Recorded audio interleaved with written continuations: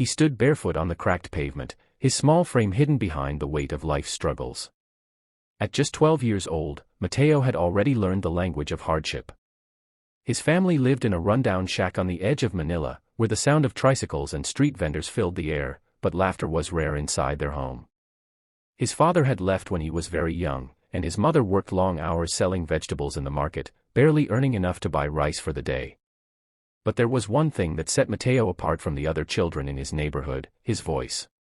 When he sang, even the dogs on the street seemed to stop barking, and the chatter of neighbors would fall silent. His voice carried a purity and emotion that was far bigger than his small body. It wasn't just music, it was his soul reaching out, telling a story words could never capture. One evening, while helping his mother close their small market stall, Mateo sang softly to ease her exhaustion. An old man who had stopped to buy tomatoes froze in place. He recognized the song, Hotel California. But hearing it from this boy's lips was unlike anything he had ever experienced. His voice trembled with pain, yet rose with hope, turning the familiar classic into something haunting and new. "Child," the man said, eyes watering, "the world needs to hear you." Mateo smiled shyly, shaking his head. "No one would listen to someone like me." But the man, who turned out to be a retired musician, insisted. He began recording Mateo with a simple phone camera. Days later, he posted the video online, never imagining what would happen next. Within hours, comments from strangers around the world began pouring in. "This boy's voice gave me chills. I cried listening to this. Where has he been hiding?" The video spread like wildfire, shared across social media, news channels, and even international platforms. In less than a week, millions had heard Mateo's version of Hotel California, and his life would never be the same again. But along with the sudden fame came challenges. Many doubted him, calling him a one-hit wonder or saying it was all just luck.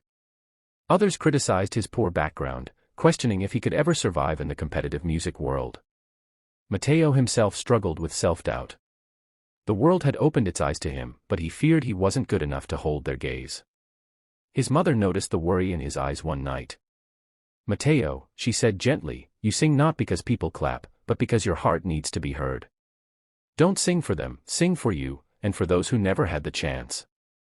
Encouraged by her words, Mateo auditioned for an international talent competition. Standing on stage in front of judges and a live audience, his knees shook. He looked out into the bright lights, the crowd murmuring, and for a moment, fear almost silenced him. But then he remembered the night singing under the stars to comfort himself when hunger gnawed at his stomach. He remembered his mother's tired smile as she listened to him sing while cooking. And he remembered the old man who told him his voice could move the world. He closed his eyes, took a deep breath, and began to sing Hotel California. The first note rang out like a cry from the soul. The audience fell silent, hanging on every word. His voice cracked slightly with emotion, but instead of breaking him, it made the performance raw and real. Each lyric poured from him as though it was his story, the story of longing, struggle, and hope. By the final note, not a single eye in the room was dry. Judges clutched their hearts, the crowd stood to their feet, and the golden buzzer was smashed, showering the stage with golden confetti. Tears streamed down Mateo's face as he looked up into the shining lights. For the first time in his life, he felt seen. Not as the poor boy from the streets, but as someone whose voice had touched millions. But Mateo's journey didn't end there. Offers came from all around the world, record deals, interviews, concerts.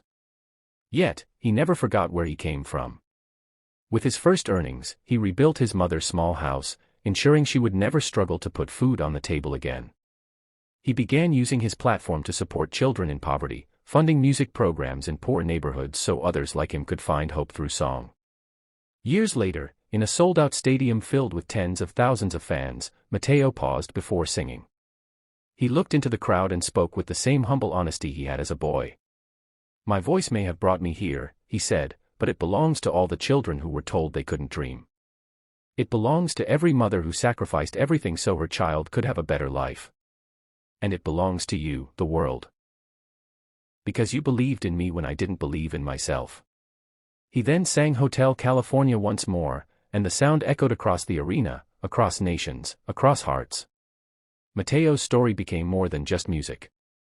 It was a testament that no matter where you come from, no matter how little you have, your voice, your gift, can move the world.